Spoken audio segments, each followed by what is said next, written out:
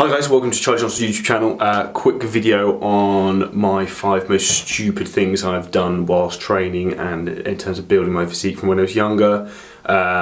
So these are bits and pieces that a lot of you guys are probably doing at the moment or doing over the years. So point one would be copying pro bodybuilder splits and copying everything you read out of articles and magazines. So the whole traditional train 5 days a week sort of split of chest on Monday, back on Tuesday, that sort of thing that you see at Read Flex magazine. So we've got to bear in mind a lot of these articles aren't even, so they'll be written for a pro, say for example Jay Cutler, he won't even write the article, he won't write the workout, that's not what he's actually doing, someone's wrote that on his behalf, so that's something to bear in mind.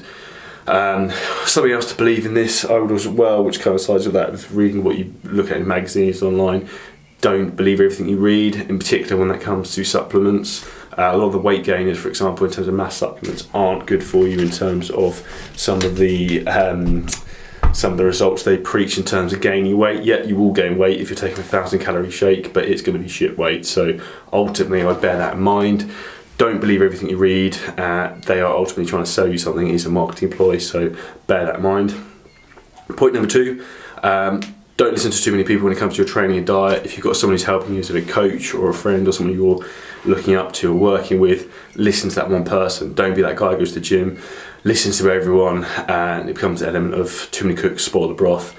You're asking too many different people's opinion, you're trying to do too many different things. Stick to one approach, give that a try, and then see how you get on.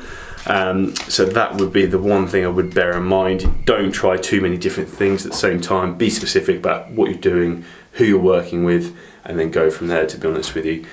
Point number 3, this is something I remember particularly doing when I was, I think about 21. I was having a chest session and I tried to keep pushing even though I felt like a chest tear pull.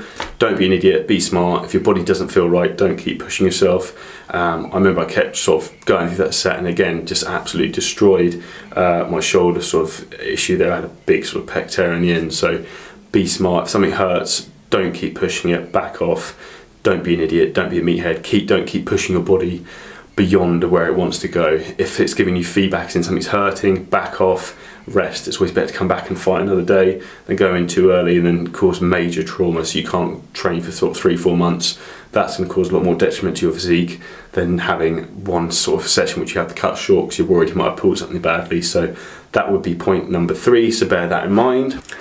So for point number 4, overtraining. So I specifically can remember doing this on a couple of instances. I think first time I went to the gym when I was about 17, I remember doing probably a 3-hour workout, pretty much like 10 sets of every machine I had there in the gym. And then afterwards, I think I actually went to KFC and ate like a family bucket of chicken. Why on earth I ate that? Because I don't really like KFC, I absolutely hate it now. I can't remember the last time I had it.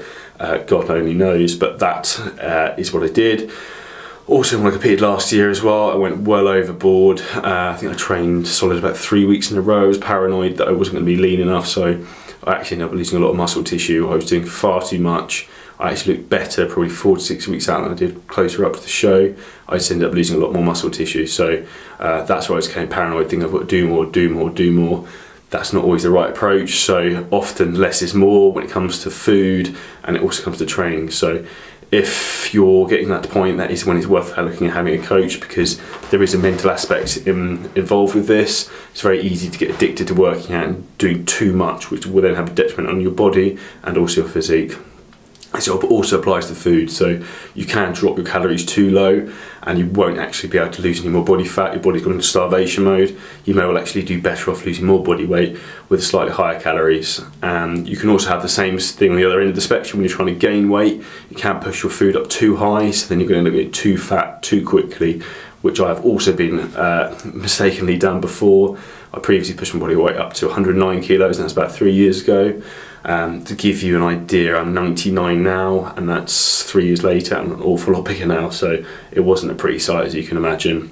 Point number 5 is the biggest mistake I've probably made, which I've rectified massively in the last 18 months, is not writing down, analysing and quantifying what I'm doing. If you don't know how much you're eating, how do you know what to do? If you need to lose weight, if you need to gain weight, if you don't know what's going on, you're just guessing, it's guesswork. Exactly the same thing comes when it comes to logbooking your sessions, so you need to make sure you write down exactly what you're doing, weights, reps, sets, so you can tell that this is what I went and did before, this is the bare minimum, this is the bar of what I've got to do to improve and keep pushing myself forward. So this is what I have to beat from last time.